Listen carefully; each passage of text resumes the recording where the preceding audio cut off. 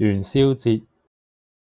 有關元宵節嘅故事眾說紛紜，其中一個傳說係咁樣講：漢武帝有一位寵臣，名叫東方朔，佢係一位善良同埋非常幽默嘅人。有一次，佢發現有一個宮女淚流滿面，好似想投井自盡。姑娘，冷靜啊！咩事咁衝動呀？你好似係嗰位做湯圓做得最美味嘅元宵，究竟發生咩事？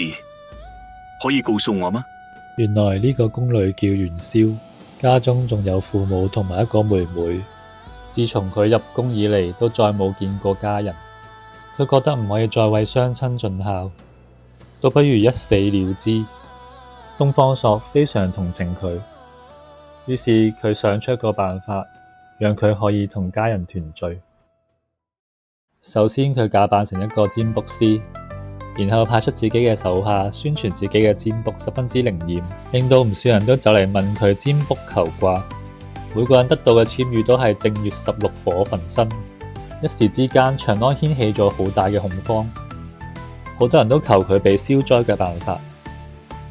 正月13日傍晚，火神會派一位赤衣神女下凡查訪，佢就係奉旨燒長安嘅使者。我將這事寫在紅帖上俾你哋，可讓當今天子想想辦法。佢留低咗紅帖之後就離開。漢武帝係一個會迷信神仙同埋長生不老嘅皇帝。佢知道呢個消息之後大為震驚，於是佢叫嚟足智多謀嘅東方朔，問下佢有咩解決方法。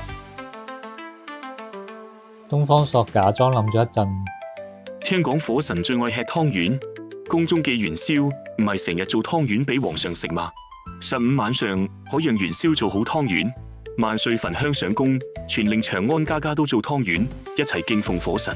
再傳諭臣民一齊起15晚上掛燈，滿城點炮仗、放煙花，搞到好似滿城大火一樣，咁樣就可以瞞過玉帝。另外，叫城外百姓15晚上進城觀燈，混雜喺人群中消災解難。漢武帝聽到後十分高興，就決定按照東方朔嘅方法去做。到咗正月15日，長安城裏張燈結彩，非常熱鬧。元宵嘅父母都帶埋妹妹嚟觀燈，元宵終於可以同家人團聚。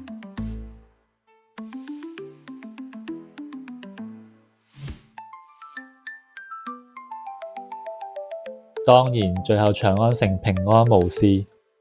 如此熱鬧嘅一夜，漢武帝亦十分喜歡，便下令每逢正月15都做湯圓供奉火神。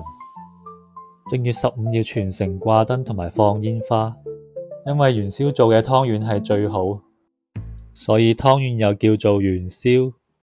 呢一日叫做元宵節。